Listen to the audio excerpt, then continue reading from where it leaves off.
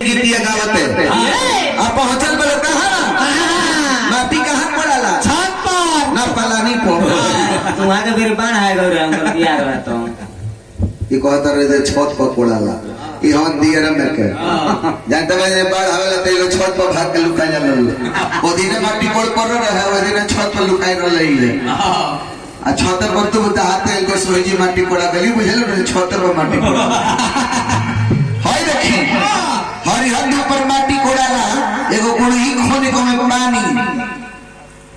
पानी का पता दूध कट्टू से हल्दी पैसा डाल के आ दुल्हा सरकार के आंख मोद के तब पूछा जाला राम लक्ष्मण भरत शत्रुघ्न चारों दुल्हा के अखियां मोद के पूछा जाते है दुल्हा का ढूंढता नहीं समुंदर कह जाले हमें कारण में जे काहे कह जाले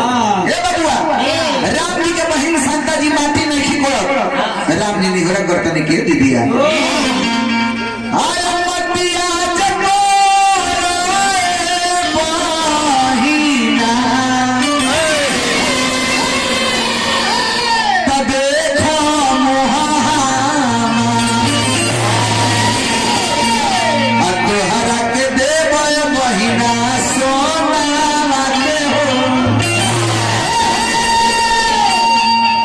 पहले बहन कहिए कि ना भाई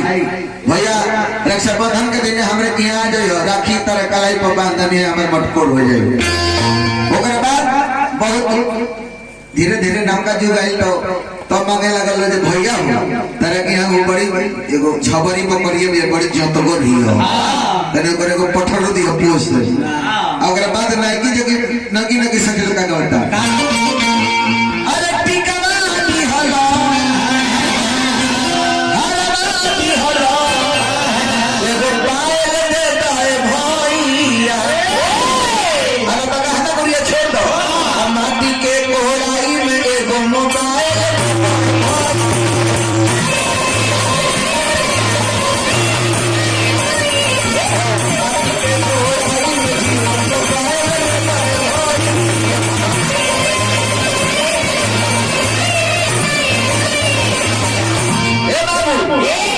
मटकोट भइल बाकर बाद लौटल बालू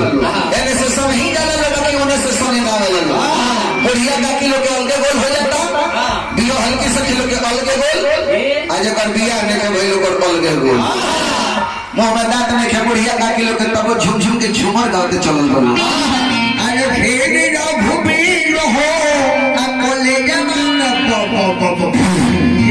का भाई काकी तो परेशान करो ले रही मुंह में दांते ने खाली खींच मार दो गीत गाओ करती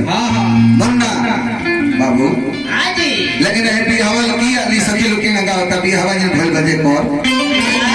साइकिलिया मजे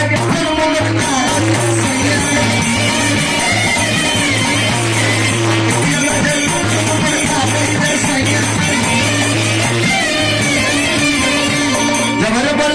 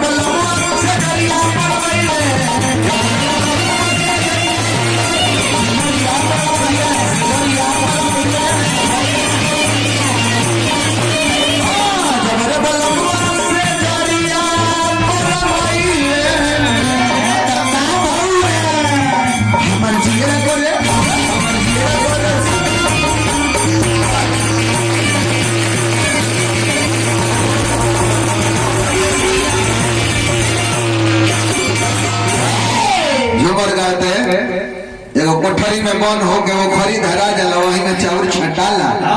वही चौरे से कोहरवत के भात दिन हाला दुल्हा लोग खाला बिया करे